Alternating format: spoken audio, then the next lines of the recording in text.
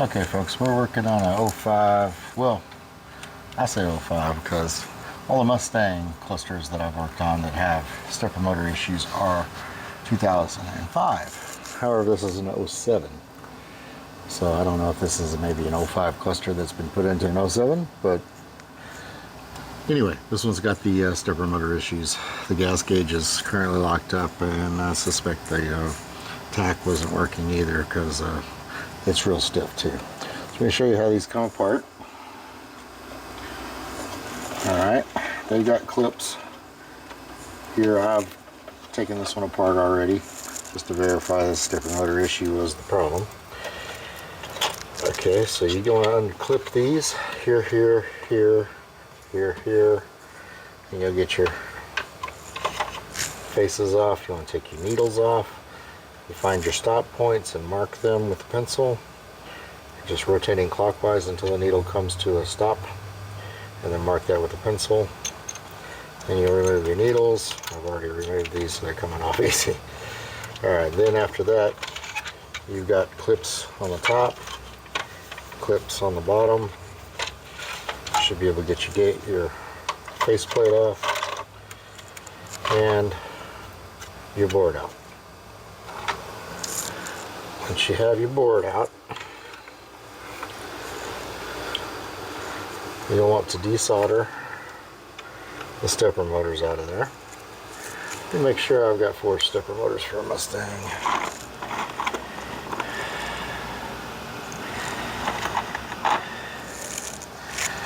Indeed, 4 stepper motors. This is a 4-gauge variety. They do make a 6-gauge variety. However, we're not working on that today. We're working on a 4. These are pretty much the same as the desolder in the GMs, except for these pins come through the front. Okay, you want to desolder these 4 pins, and they're coming through the board from the back of the board to the front. The desoldering you're going to do is on the front of the board versus like the back on the Chevrolets. Ooh, got some goo on my hand. Hang on. Let me get rid of the funk that came out of my solder sucker. Let me get rid of all that. That's nasty. It's working on a really bad cluster earlier, so got some funk in here. Alright. As soon as your iron gets hot, heat up that joint. Use your solder sucker to remove the solder.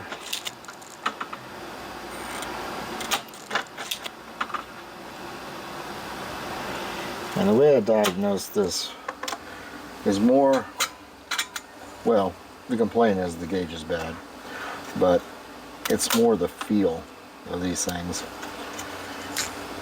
associated with the complaint as well. So when I say the feel, so this has got your needle on it now. If you rotate this thing and it feels like it's kind of grinding, it needs to feel smooth. So this is the best one of the 4 here, but you can audibly hear like a, I don't know, it's not smooth, it's rough. All right.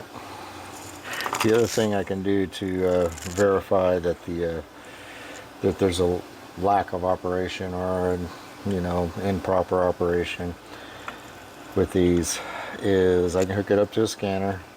I can verify my gauge sweeps, etc. But just a quick down and dirty for that is when it's on here, I'll move the needle to the left, I'll reset the power, and in this case this one just kind of resets to about there instead of sweeping all the way over and resetting to where it's supposed to. So that's a pretty good indicator we got some bad stepper motors.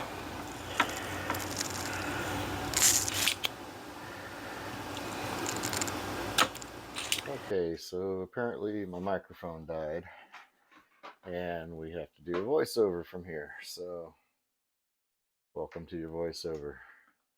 We're sucking out the solder out of the joints from the factory here.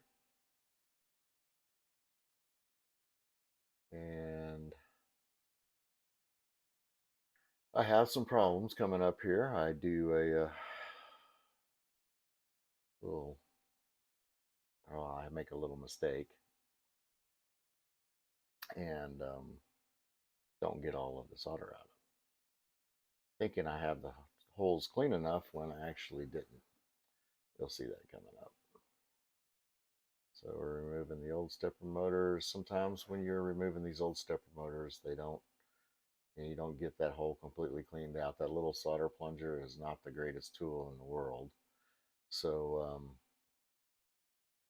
for doing this work, I mean, I've got a solder gun. I should have been using it. I try to just use the simple tools that you guys will have available to you. And one way of getting around that is what I'm doing right here. Is, so when the pins don't completely release, what I'll do is I'll take my soldering iron and I will um, heat the pin while I'm putting tension on the back to get the motor to go ahead and release. And that's what I'm doing here. You do have to kind of identify what pin it is that's adhering, or you just work back and forth between the pins. Either way. So until you get that motor to release. Apparently, I got busy running my mouth, and I decided I had the holes clean, and I didn't.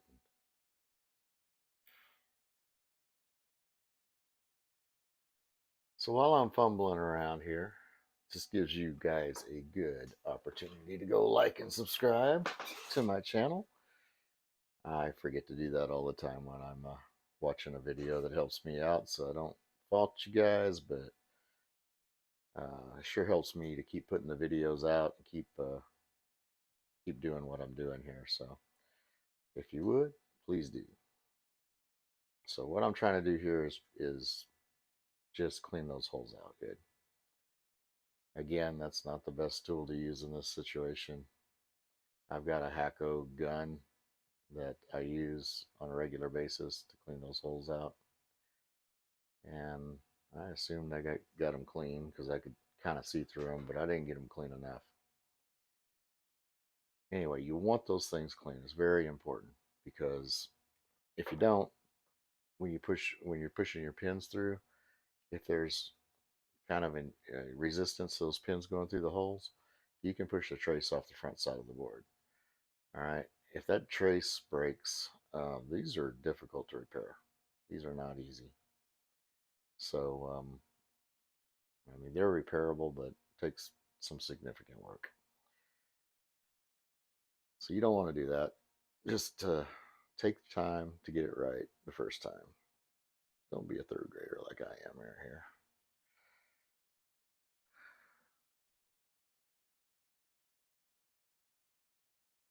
So what happened here is it felt like the pins pushed through.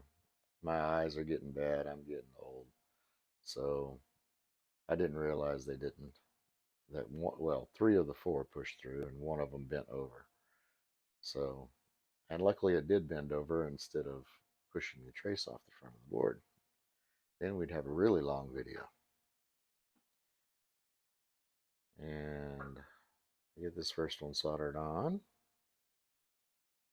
without any problem.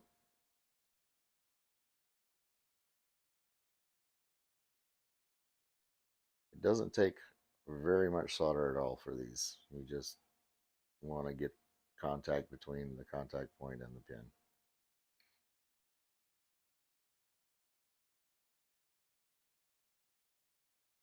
And right about here is where I realized, hey, I don't have a pin sticking through that hole.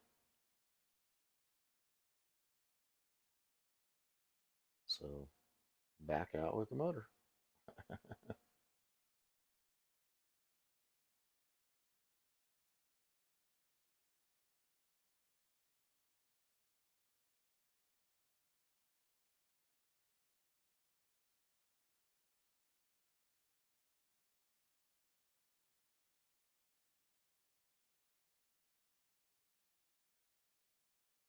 Don't know what I was doing here.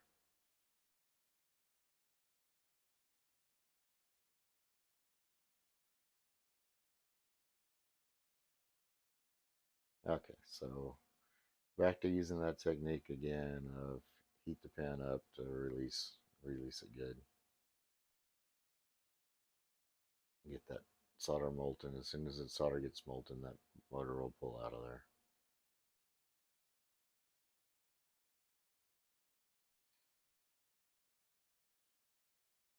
That's where the pin bent over.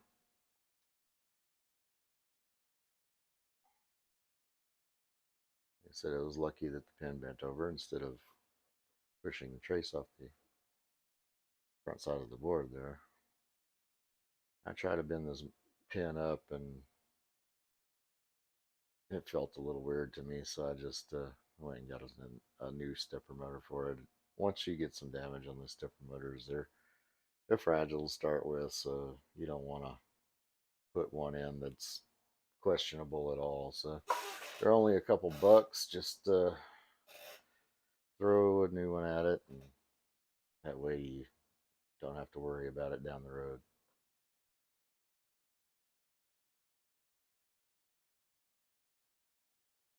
Also, little did I know at this point, we got another one doing the same thing.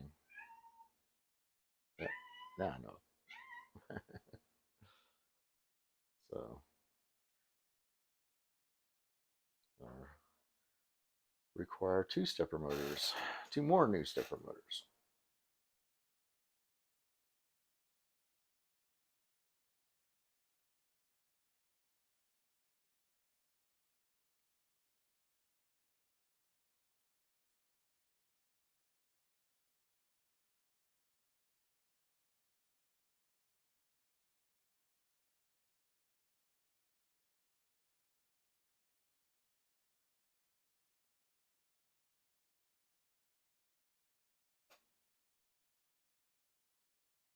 Looks like I was flipped the board over.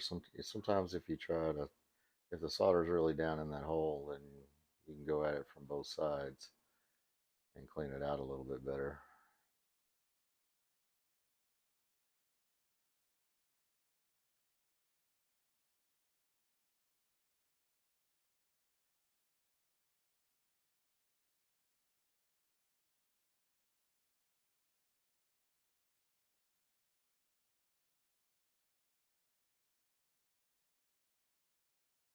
You've got one of those solder guns, it's the thing to use instead of that pump. It does a whole lot better job of getting the solder out of those holes, especially on these Mustangs.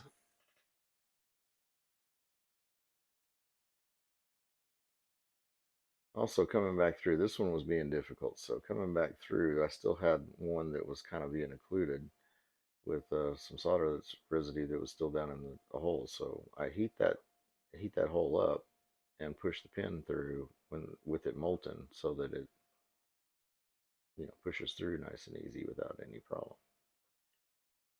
Same principle as getting it out, it just in reverse.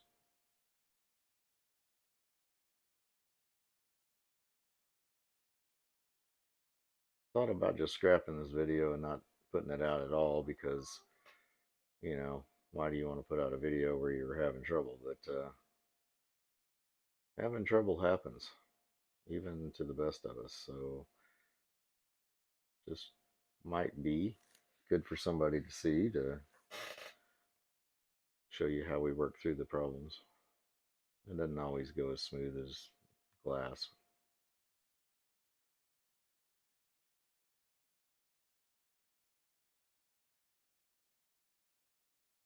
Probably should start talking about the pitfalls during my videos so that you'll understand that, you know, it sometimes takes a little ingenuity to get through some smaller issues that you run into. So I've got a bench power supply that I like to power these up. I got a harness built for these because I see a lot of them.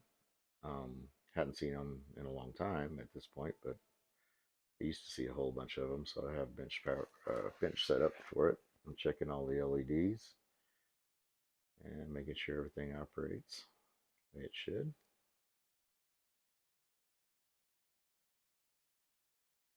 Once you get that checked, you can go back on with your faceplate. set up to set your needles. You want to put them up in the gauge range a little bit and then rotate that stop down to your mark. So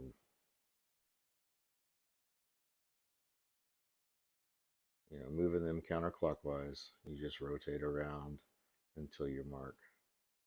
If you go past your mark, rotate all the way around until you get to it again.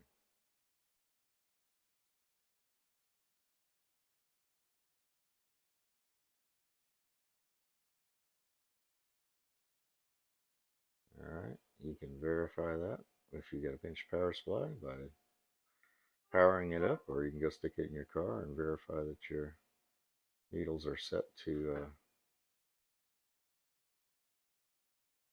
0 and just a little past empty on your gas. Of course, if you have gas in your car, it won't be a little past empty, it'll be whatever your gas level is.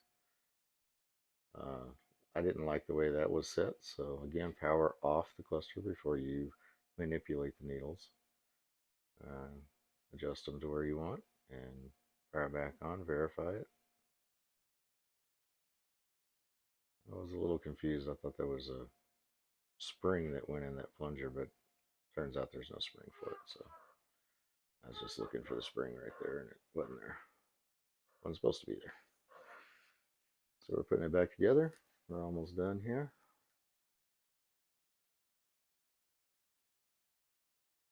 This covers 05 to 09, and I did verify that there's year models other than 09 to go that. I guess I was just seeing a bunch of 05s and thinking they were all 05s. Anyhow, there you have it. Like and subscribe, bud. Appreciate you.